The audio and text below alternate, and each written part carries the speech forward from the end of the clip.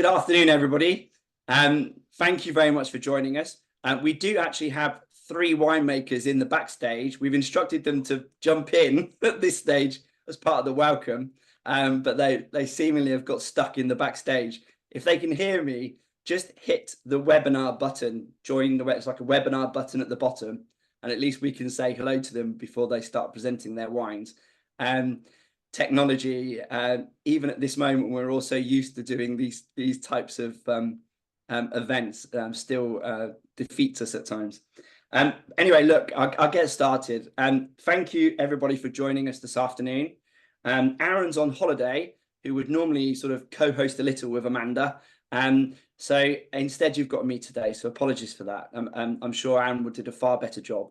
Anyway, firstly, I'd like to welcome Amanda Barnes, who will be hosting the session.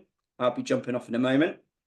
And I'd like to congratulate Amanda for her recent award at the 67 Pall Mall Global Communicator Awards, where she was awarded Best All-Round Communicator, which is quite an achievement. So congratulations, Amanda. And we're very happy that you can share your communication skills with us today. Thank you. Also joining us will be Joaquin Brandini, from Bodega Los Haroldos and Familia Falasco, and he will be presenting a couple of his new wines that have just joined the list. Karim Mussi, winemaker and proprietor, will also join us, presenting from his project Abras. We already have wines from Allandes and Alta Cedro, but until now we haven't represented his project in Salta, so very exciting to share those wines with you. And then finally, Agustin Alcoleas will join us from Casarena, who will present his estate Malbec and his old vine Cabernet Sauvignon, which we're very excited to share with you. All these wines were discovered as part of a trip to Argentina we did in February. In fact, Amanda helped us at a couple of events there as well. These specific wines were selected by customers on the trip, and we subsequently shipped them. They're all new to the UK. Some of them only arrived in the last 2 to 3 weeks. So we're really keen to share them with you. If you have any questions or you'd like to interact with the session in any way, please use the Q&A function. It's the only way of communicating with us. So any observations or questions you want to ask about the wines or the regions or the winemakers or the wineries, then please fire ahead. We really love this to be very interactive. I'm sure Amanda would prefer that too. And I'm now going to hand over to Amanda. I'll step out to the backstage. I'm going to sit here and enjoy the wines too. So over to you, Amanda. Thank you. And I'll make sure one of the winemakers comes out. I'll find you a winemaker. I'll take a new one ready.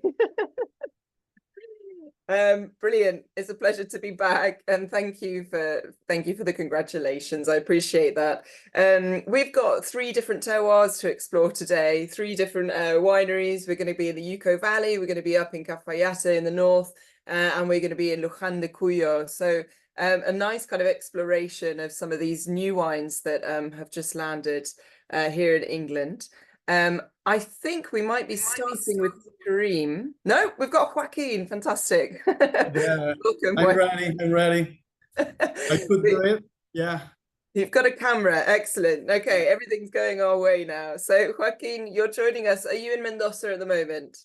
I'm in Mendoza. I'm at the winery right now. Fantastic. It is a windy day.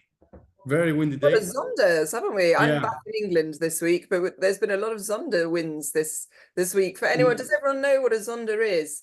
Perhaps you can explain what a Zonder wind is, because it's quite a special phenomenon that we get in Mendoza. Yeah, this is a mass of hot air that comes from the Andes mountain. By the time it starts to descend, it gets more warm, and it's very windy and very hot. Yeah, I left my apartment windows open, so I hope it's not too windy. But with the Zonder can be quite extreme, and actually, you can get up to at least kind of 60-70 km/h winds with a really strong Zonder, and it can be quite problematic sometimes in the flowering season. But hopefully hopefully we're safe at the moment.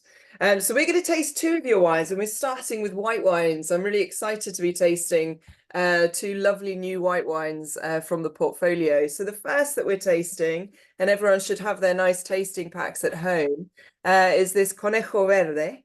Tell us a bit about where does this idea of the kind of green rabbit come from, and tell us a bit about this new label.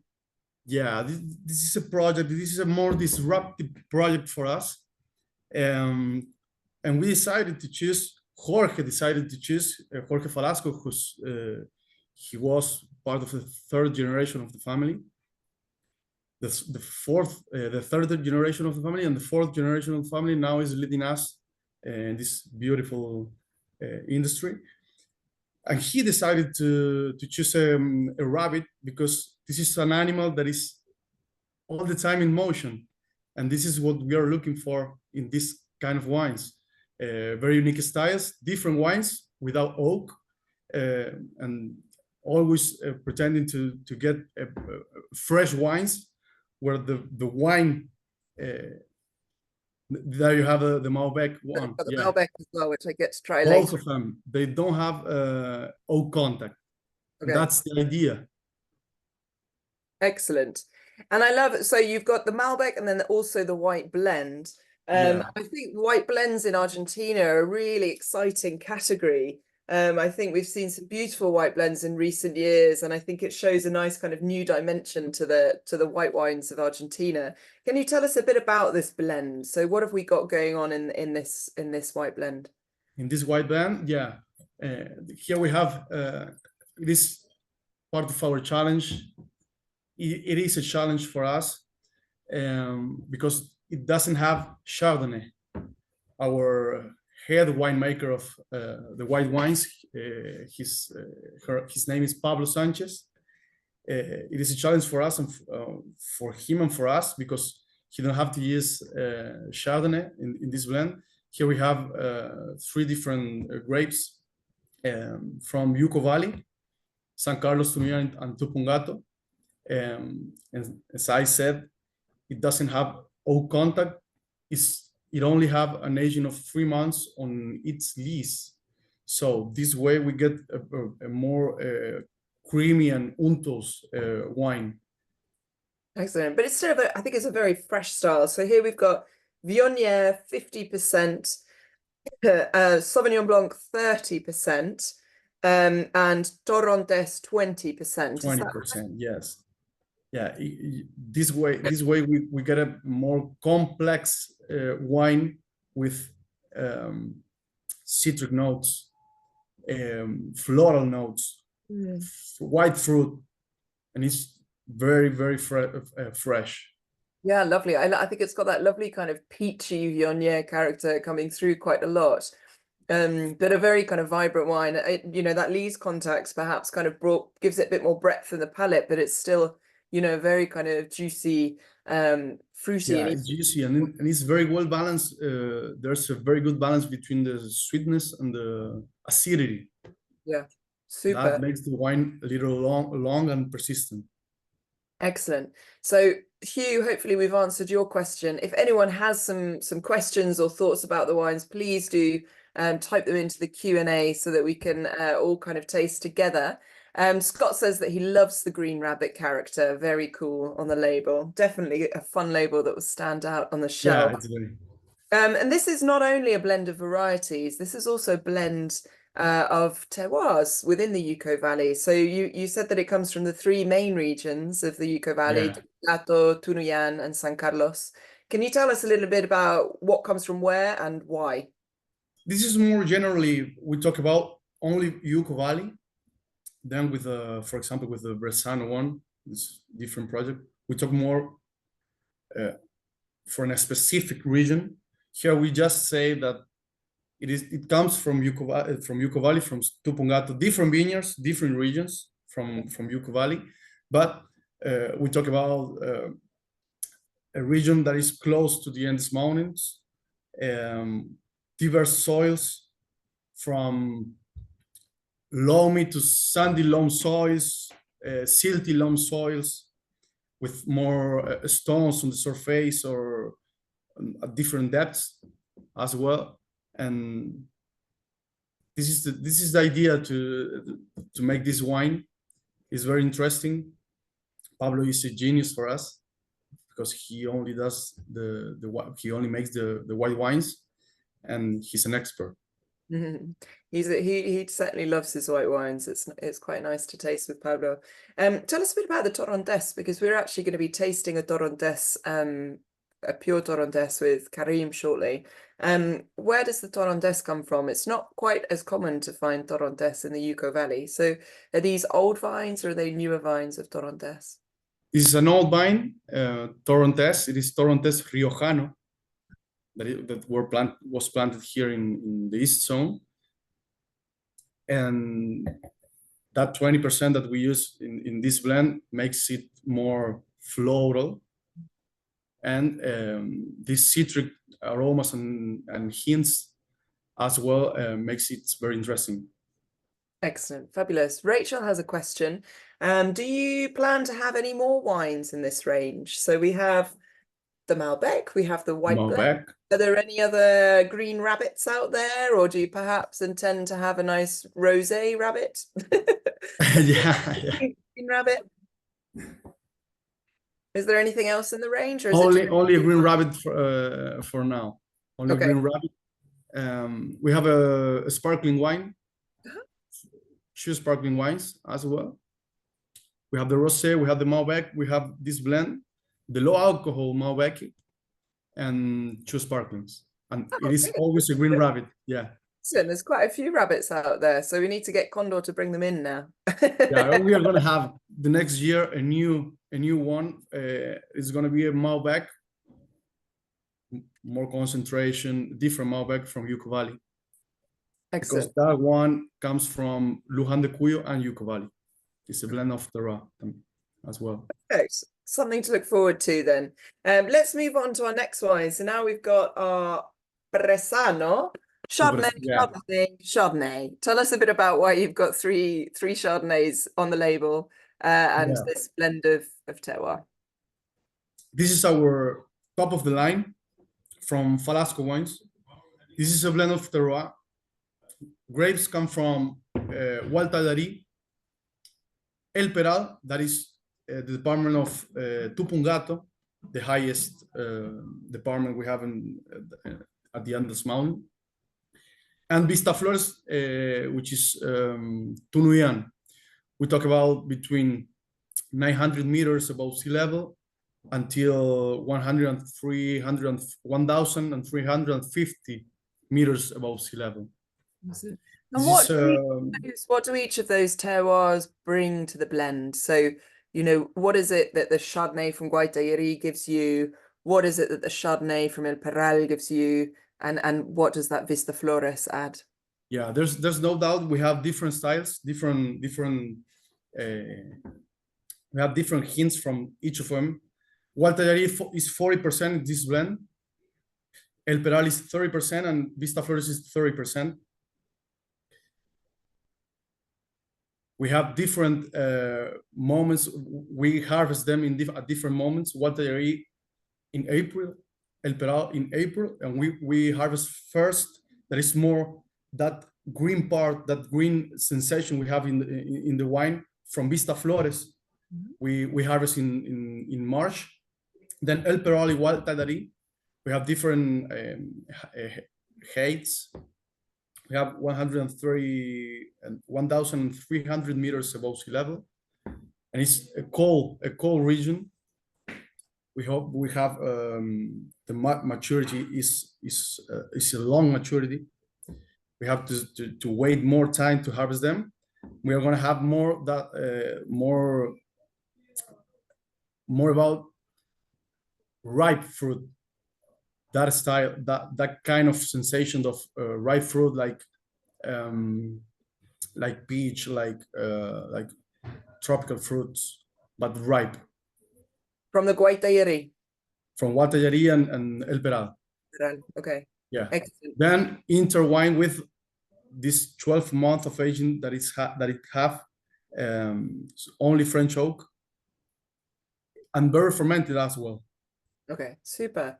So tell us a bit about the oak. So barrel fermented in order to get a slightly more complex wine, or why do you choose to barrel ferment? And tell us about if it's new oak or used oak for the aging. Yeah, we use 40% of new oak and 60% second, third, and fourth use to make it more complex. So that's why we have more like hints of vanilla, toasted almonds. Absolutely. It's got some Caramel. lovely kind Caramel. of It is very interesting spice notes coming through. how we play with this use of the barrels. Excellent.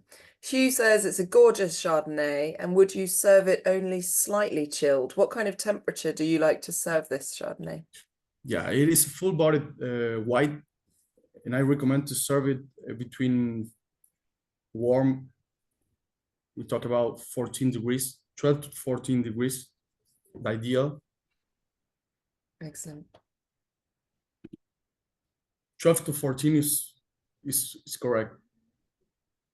Super. Yeah. Scott also says the same comment, that he would also use this just lightly chilled as well.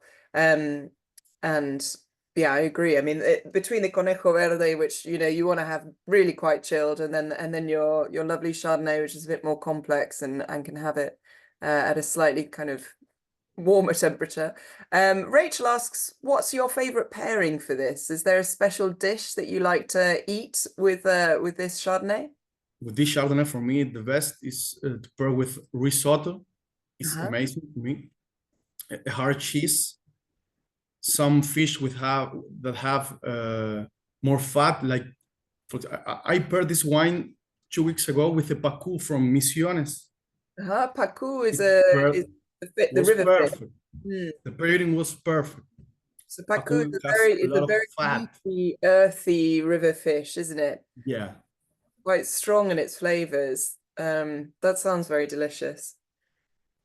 Lovely. Yeah, I'd like it with a nice fatty fish as well. Mark says that this is a perfect partner to the Bressano Malbec, which I have here as well. Yeah, Bressano Malbec. Yeah. So Bressano is the sure name.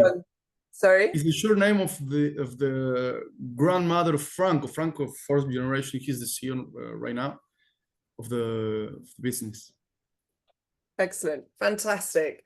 Some really nice wines, and definitely kind of showing that excellent bit of it, a bit more complexity. And actually, you've got a beautiful explanation on the back of the Malbec of the different terroirs. If anyone all the regions. Sure. Yeah, it's fantastic. Fabulous. Well, Joaquin, thank you so much. I'm glad that we managed to get your camera working. Yeah, it was a pleasure for me. Thank you very much. If there are any other questions for Joaquin, now is the time. Otherwise, I will invite Karim to join us and take us up to the north of Argentina. So I think we've answered all the questions. Yeah, we have some. Fabulous. So thank you so much for joining us, Joaquin, and talking us through the wines. And I hope that the wind calms down for you. Hola, Joaquin. Hola. Hi, Karim. Welcome to La Diferencia. How are you? Thank you, Amanda. Thank you. We are watching your house from here, your apartment, and it's a lot of smoke coming from inside. Going away. Yeah, I think I made a mistake leaving the windows open for 2 weeks. No. We'll see what's left when I get back. Yes. You left the house open. You need to send somebody to check in. No.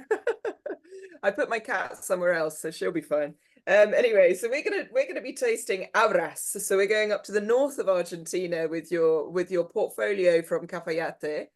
Can you tell us a little bit about this project? How did it start, and what took you up there to Salta? Well, I feel a little bit awkward. It's very weird for me talking about Salta and not Uco Valley, but we fall in love with this region since 2011, when a good customer invited us to start doing something there. Not feeling comfortable from not being a local winemaker, I started learning from my colleagues. Cafayate is a beautiful paradise from the very extreme north of the country. I know you have the presentation there, but we can also share the maps here. So the formations are completely different because the Andes mountain range, that is our main characteristic that provide us the continental weather. Here you have Argentina shape. Here are all these long wall that split us from Chile, but also allowed us to develop this continental weather and high mountain desert. So Cafayate is on the very extreme north. I lent somebody my Amanda Barnes South American wine guide. I don't have it here to show the map from there, but in your book it's better explained about why Cafayate and why this Calchaquí Valley it's so unique. So as we just talked with Joaquin about Uco Valley as a region, we have to drive 1,000 kilometers north from here to here, and we have to talk about the Calchaquí Valley as a region and Cafayate as an AVA or appellation or indicación geográfica, like we call it here. So the Calchaquí Valley, it's a very unique valley that is formed, or it's located in the oldest part of the Andes mountain range. The Andes mountain range, we have two big formations overlap. So we have the very young formation that is 30 million year old. That is the one that is right here in the Uco Valley. But Cafayate, or the Calchaquí Valley, it's on the oldest formation that is 450 million years. So from 450 million years to 30 million years is the difference between the type of soil that we have between one growing area and another growing area. Second, the altitude. Remember, in Argentina, all the benefit or all the beauty, that's why Argentina has so many growing areas at the foothills of the Andes, is because we always are capable to find a cool climate. The cool climate is responsible to provide great quality wines in the very extreme north, the Uco Valley, or in Patagonia. And that cool climate availability comes from or playing with two different options. On the closer areas to the Andes mountain range, we take advantage of the altitude. And in lower down, far away from the equator, we take advantage of the latitude. So between altitude here and latitude here, we always find cool climate conditions. And also the unique characteristic from Argentina, all the Andes provinces, because we grow grapes in other regions apart, are this latitude difference between here and here. Imagine the Calchaquí Valley on the extreme north here. I don't know if the camera takes the numbers, but we are at 26 latitude, and we go down to Patagonia to 38. So yeah. 26, 38. This 12 degrees latitude difference between the extreme north and the extreme south are the ones that provide us the unique growing conditions for quality wines that we have here. So that's the beauty of Argentina. I'm a local winemaker from Mendoza, and I'm very lucky because I can drive 1,000 kilometers north and find good quality in the Calchaquí Valley, or we can drive 1,000 kilometers south to the Patagonia and find beautiful great wines or great fruit for fine wines in the extreme south of the continent.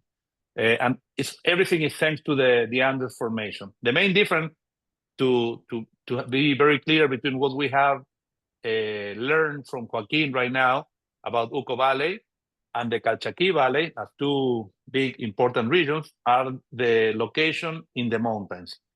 Uco Valley, it's on the youngest formation, 30 million years, and we are located in the oldest formation that is 450 years. And the soil type is completely different, especially because the Calchaquí Valley is the bottom of the valley. And it's the only place in the world where you have two rivers that they get crossed. One big river that comes from north to, I will show I have my iPad here. So this is the Calchaquí Valley, and you have one big river coming from the north, the Calchaquí River.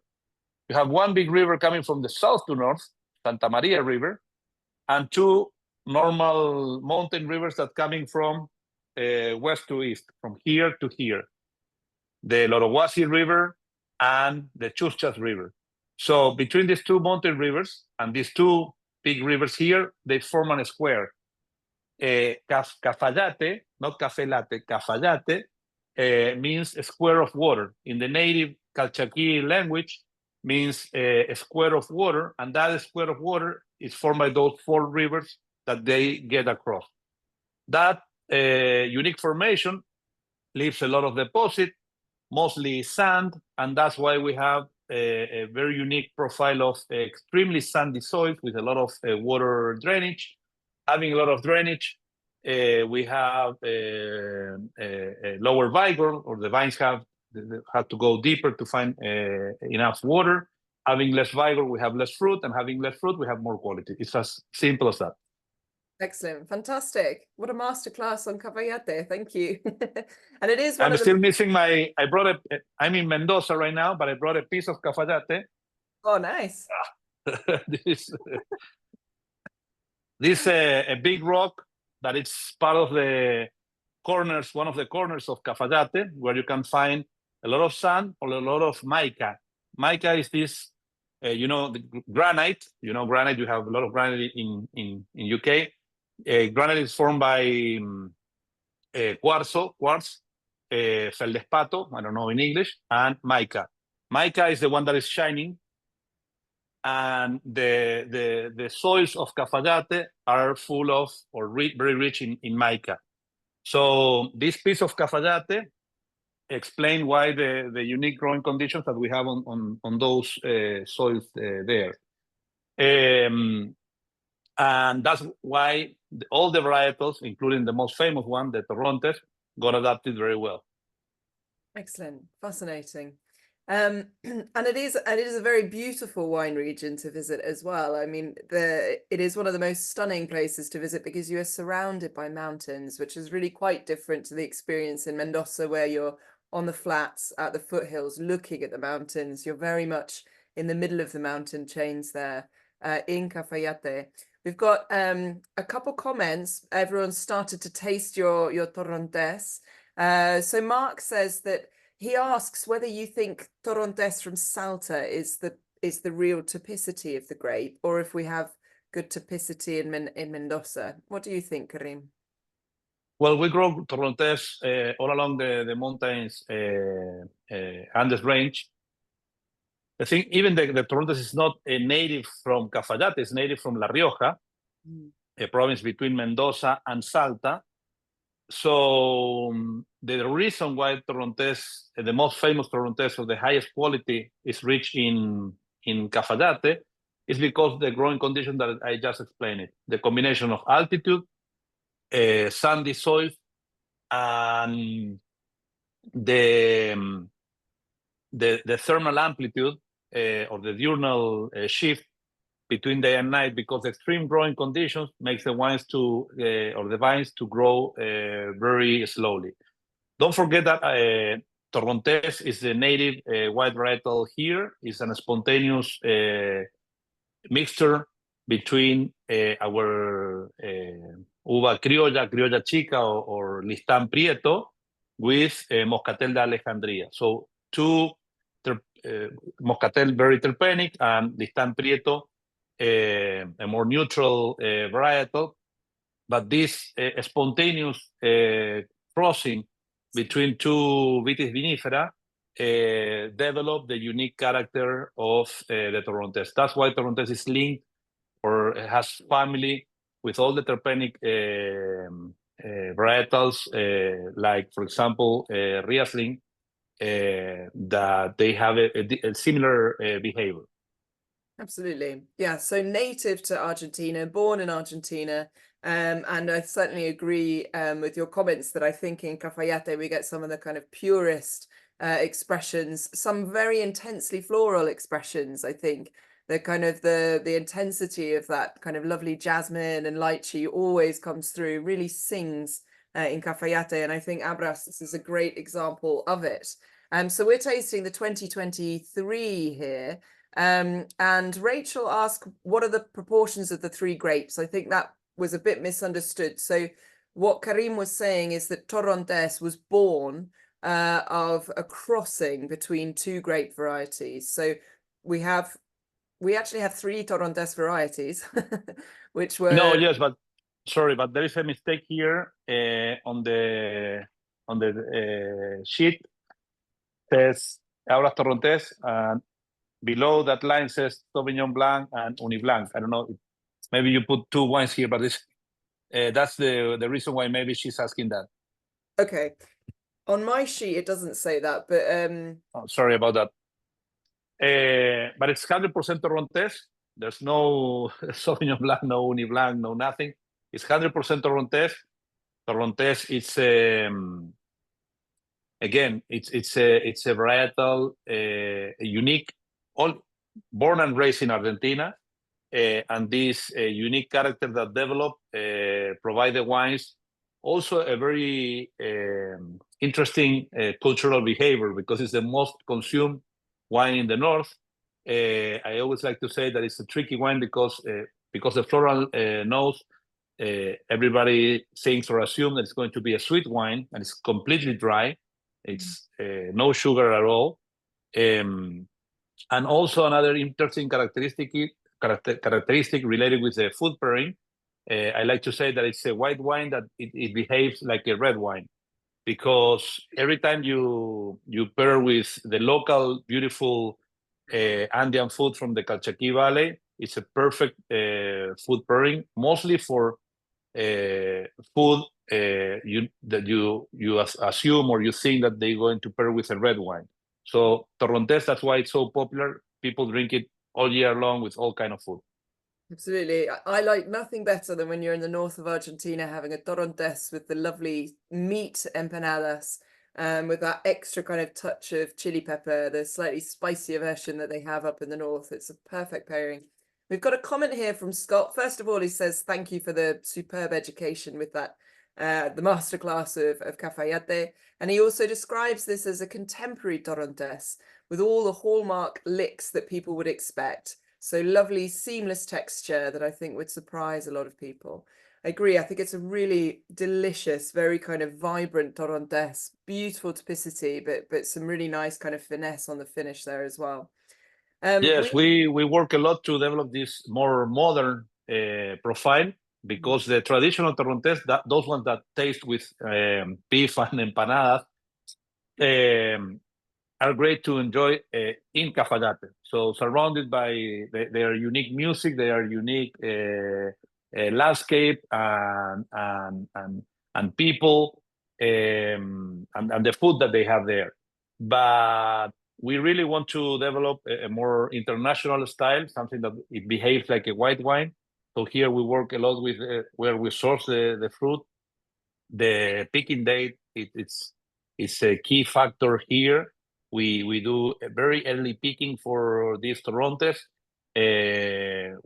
We press the wine very quickly. We avoid all kind of oxidation, and we ferment at very low temperature. So we really treat this wine with a lot of care to avoid oxidations or to develop this more terpenic character. Here we try to be more mineral instead of floral or terpenic, and it gives a great result. That's why the food pairing is different or more related with a real white wine in terms of food pairing. Excellent, fantastic. And we also have your Malbec here. So we have the Abras Malbec. Perhaps you can tell us a little bit about the label as well, because this is a very nice kind of story related to the... Yes. Should I show you from here, or you can put you would like to share your presentation? I can't share the presentation. So sorry. I got sent it, Don't but worry. I can't share it from my screen. So if you could do the paper presentation. I have it here, have it ready here. So Abras, the name means path. So the Abras are the ways that connect one side and the other from the Andes Mountains. So for the native Calchaquí people first, and the Incas later, those Abras that were canyons or dry rivers, natural paths, were considered like sacred for them. So because they were able to go at that altitude, imagine that Cafayate, the bottom of the Calchaquí Valley, it's 1,700 meters, and we can go up to 2,500 meters. And it's all planted with vines, with grapevines. So it's difficult to at that part of the country to cross to Chile. So they use those Abras, those paths, to get through the mountains, and to call or to thank to the Pachamama, to the Mother Earth. They always bury coca leaves. So they put the coca leaves, and to avoid the wind blow it, they put a stone above. So a stone above other stone, they build these pagan altars that we have here. It's called apacheta. It's more difficult to pronounce. Abras is easier to pronounce. Apacheta is more difficult. But every time that that's perfect. Every time that you recognize or you can see those apachetas, those pagan altars on the road, it means that an Abras is the place where an Abras start or finish, depending in which direction you are crossing the Andes. So we love this brand. It took me years to establish there, to have our own fruit, to make a solid partnership with the most well-known family from there. We're partnering with the Domingo family, and we have the best infrastructure in town. We have the best fruit in town. We have all the local support with the IMB, with logistics, with all the crazy things that are needed to make wine 1,000 kilometers away from my home. We have a local winemaker that works exclusively for us. So we have a very unique relationship, and we are one of the few wineries from Mendoza that has such a well-developed infrastructure and well-known team, local team, to make quality wine there. We started with these two wines, the Abras Torrontes and Abras Malbec. We're very proud and happy that Condor is taking those wines or adding those wines to their portfolio, because here you will realize not only the quality that Salta or the Calchaquí Valley is capable to deliver, but also the unique character and style. One of the things that makes Salta unique is their personality. They are different from anybody else. If you see a picture, Salta is easy to recognize by the landscape, the sceneries, the natural sceneries, like Amanda said, it's surrounded by mountains, it's beautiful. The food, the music, everything is great. If you want to visit one beautiful corner from Argentina, if you go to the Calchaquí Valley or to Cafayate village, you will feel that you are in another planet. It's a very unique place.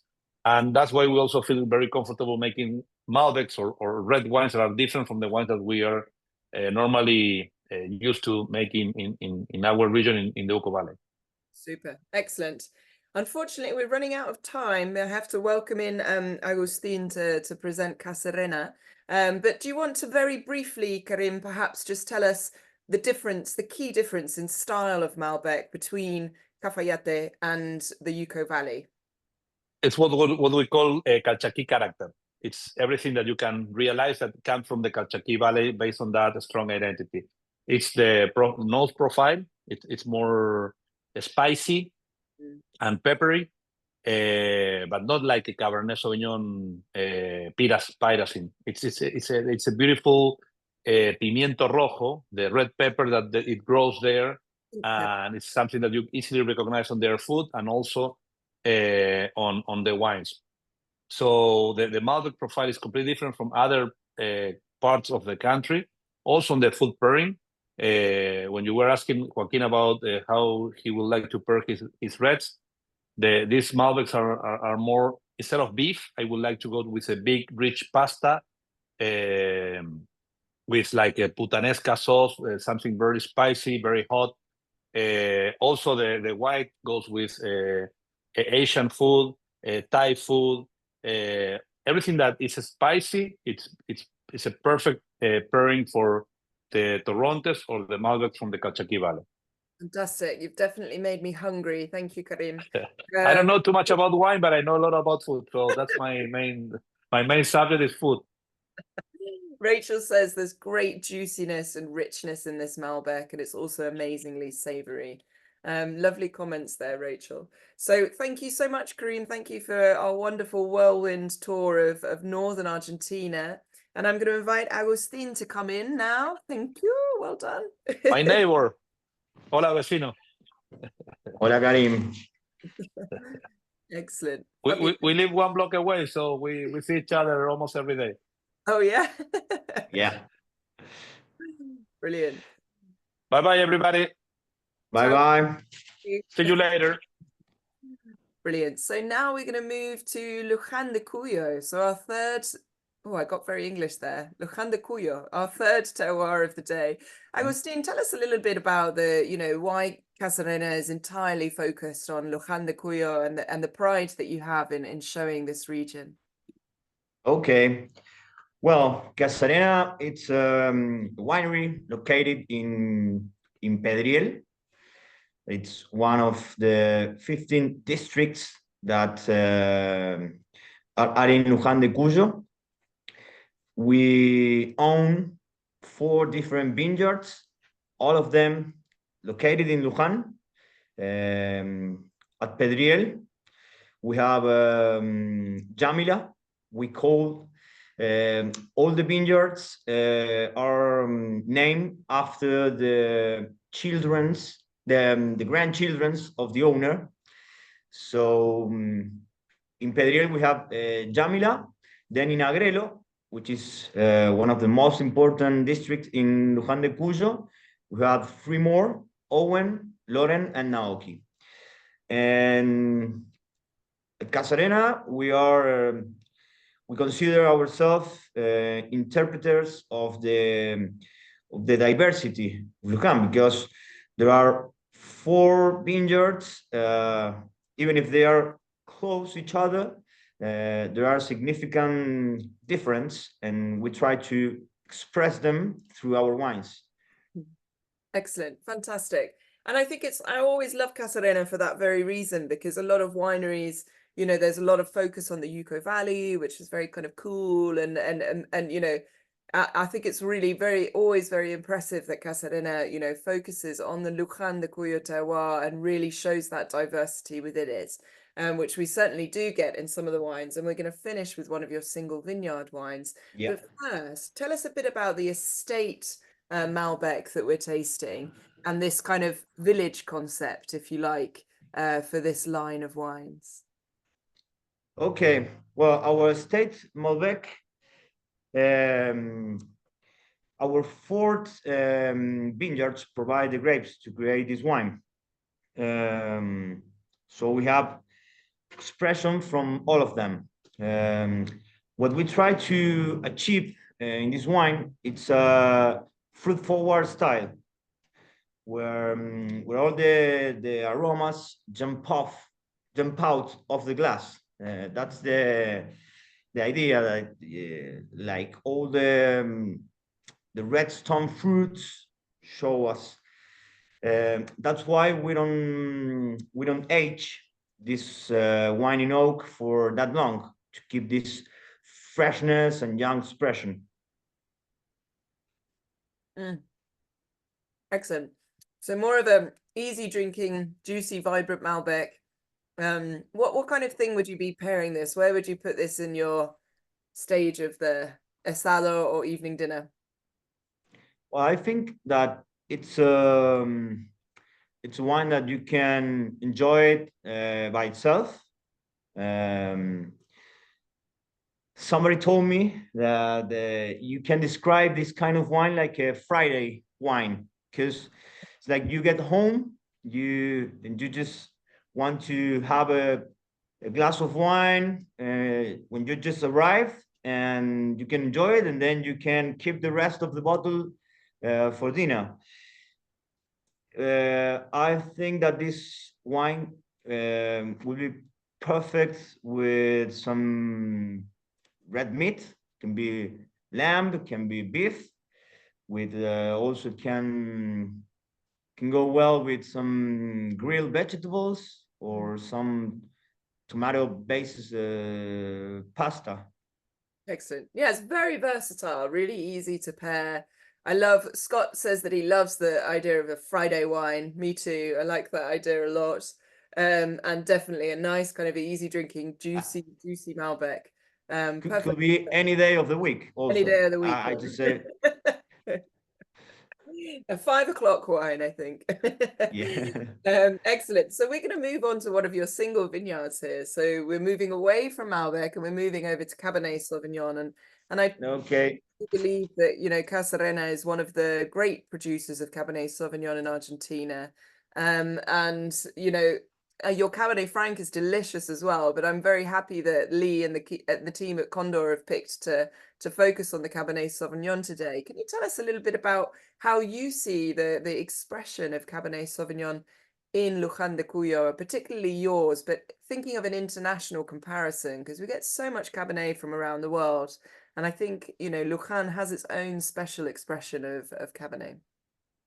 Yes, well, I think that from Luján, especially Agrelo, it's a personal opinion, but here's where we get some of the best Cabernet Sauvignon in Argentina. We know that Cabernet Sauvignon can adapt to very different weathers and climates, but I think that this variety loves the sun. And in Agrelo, we have sun, but we also have some cool nights because of the altitude, because of the really high thermal amplitudes, and that give us really slow ripening.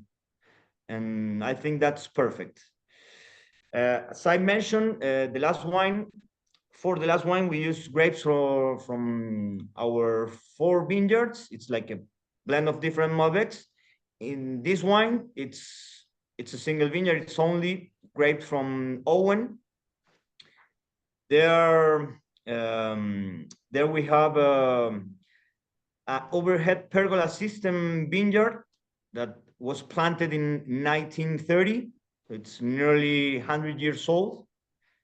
I like to say that the old plants pass the wisdom to the grapes.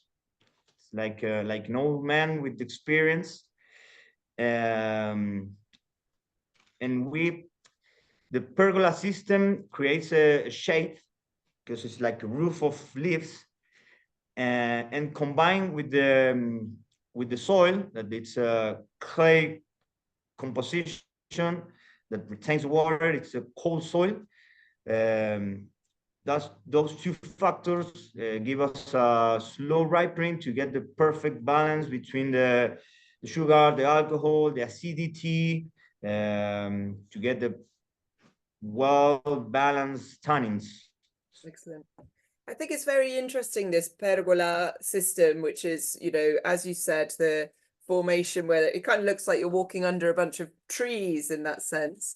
But it's very interesting, the discussions that we've had in Mendoza in recent years of people kind of maybe returning to these as shadier canopy systems that, you know, give you a bit more protection from the, you know, the hot and very present sunshine that we have in Mendoza. So thank you for mentioning that, because I think it is a very interesting element to this wine.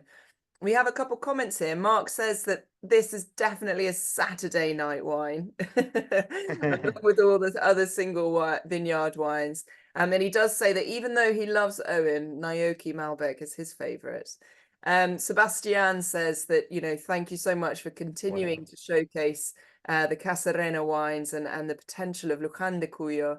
Rachel comments that it's got lovely mint and eucalyptus notes coming through there. I think that lovely spiciness, I agree.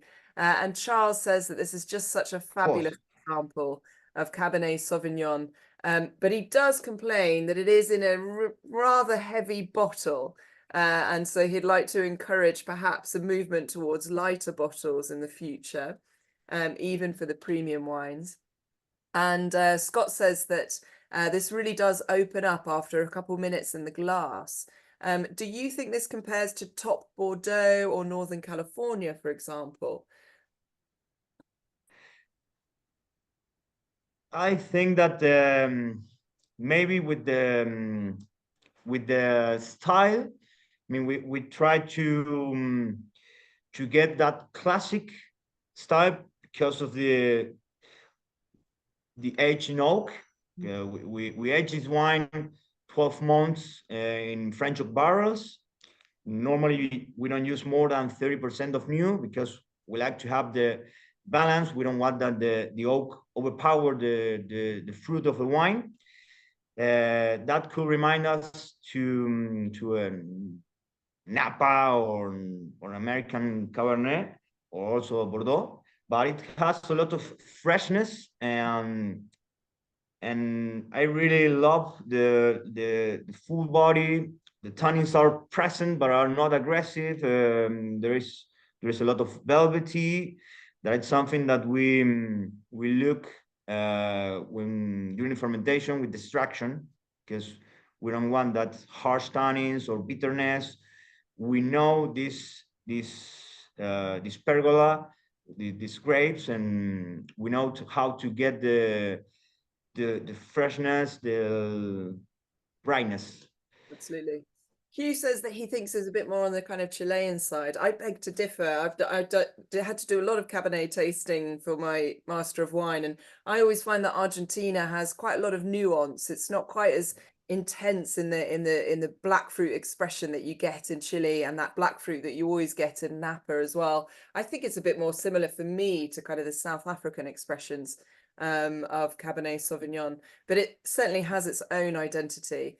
If anyone has any last questions for Agustin, now is the moment, because we are running close to our hour, and I know that Lee wants to jump in quite soon to say goodbye. But what is your pairing for this one, Agustin? This Saturday night Cabernet Sauvignon. What do you like to have this with? Well,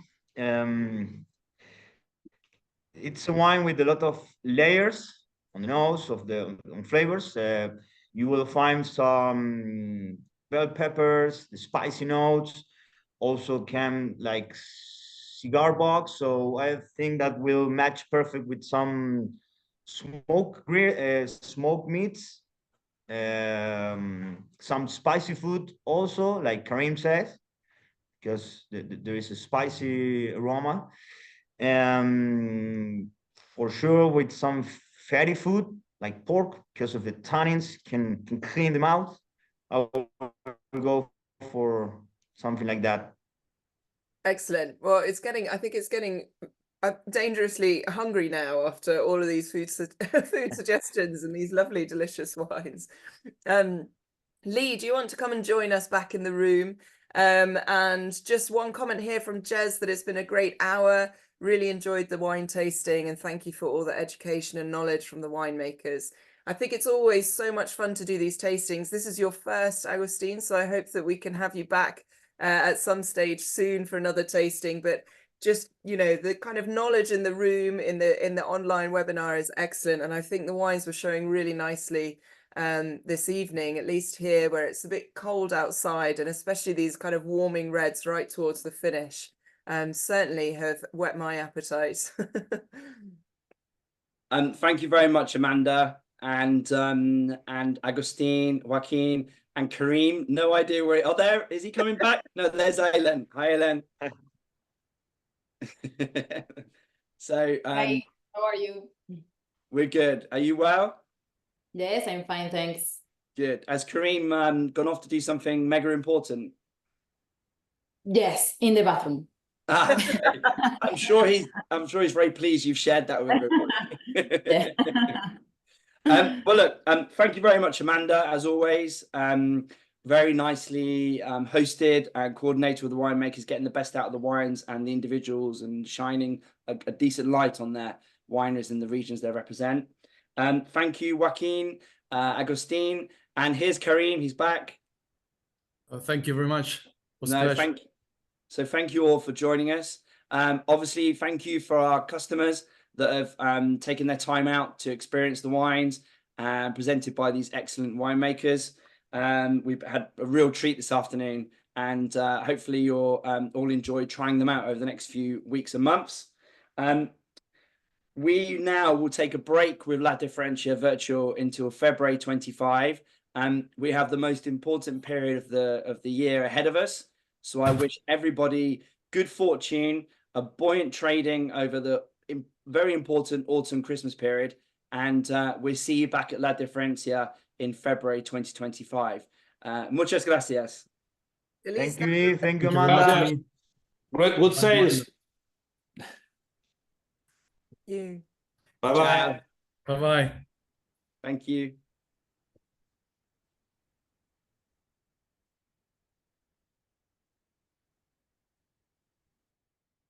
Ciao, Martínez. Chao, vecino. Abrazo.